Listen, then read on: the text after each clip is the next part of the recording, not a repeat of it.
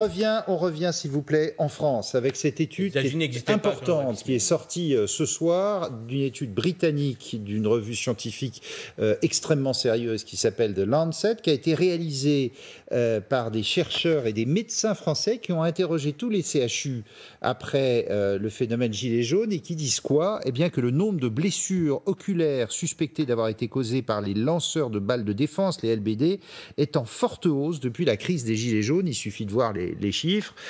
Jusqu'en 2017, c'est 1 ou 2 cas. 2018, 25 cas et une quinzaine de cas depuis le début de l'année. Bonsoir Philippe Deveul. Vous êtes avocat d'un certain nombre de gilets jaunes. D'abord, est-ce que cette étude vous étonne ?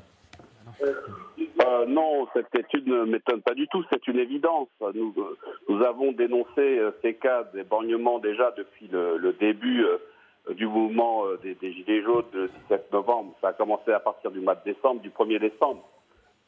Et ce que l'on peut remarquer, c'est que c'est simplement une officialisation du constat triste du nombre d'éborgnements dus au LBD qui est encadré par le Code de sécurité intérieure.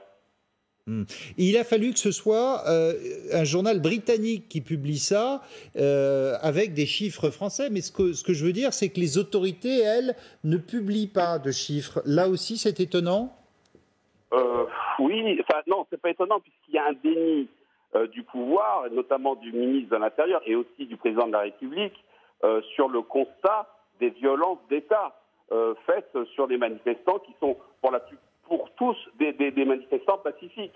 C'est-à-dire que ceux qui ont perdu un œil n'étaient pas des éléments violents ou n'étaient pas associés à des gens qui commettaient des infractions sur les biens ou sur les personnes. Tous les gilets jaunes ne sont pas pacifistes non plus.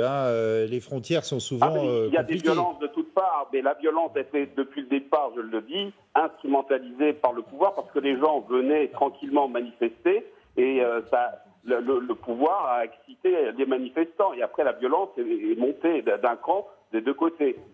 Exciter les manifestants. Ça c'est votre point de vue, évidemment. Oui, c'est mon point de vue. Ouais, il faudra attendre que les livres d'histoire en parlent pour que ce soit confirmé.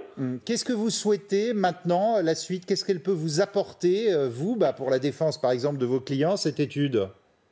Alors, ce que je veux, c'est le droit. C'est la réparation du préjudice qu'ont subi ces personnes qui ont perdu un œil. Alors, il faudra évidemment attendre la fin des enquêtes de l'IGPN. Certaines aboutissent dans la demande de certains clients qui ont été blessés, soit suite à des LBD ou soit des éclats de grenades de désencerclement. Mais semble-t-il qu'il faudrait que les choses aillent assez vite pour un peu apaiser les tensions. Parce qu'il faut savoir qu'il y a une très grande frustration chez les manifestants, chez les opposants, du fait de l'injustice et de la lenteur de la justice. Merci beaucoup Philippe Deveul d'être intervenu ce soir sur LCI.